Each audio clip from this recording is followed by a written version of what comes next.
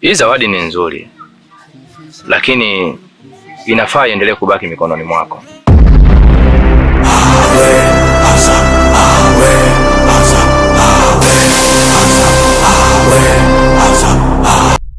Nataka hela yangu wewe mbwa koko wewe.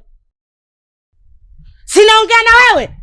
Sio unajifanya wewe manga koko sijui mwarabu koko mkuja hapa, hujui hata Kiswahili kumbe una lolote. Wewe Makonde sio mdengereko, umejichubua nywele umecheza. Ulikuwa unachezea vyeupe. Hiki chekundu kitakuharibu. Hivyo unanionaje mimi? Mimi mwenzako jikadume ujue. Nitakuponda ponda na pikipiki nachukua na unifanyi lolote kibwengo wewe. Nitakupa pesa ya kodi ili ukagomboe pikipiki yako isiwe.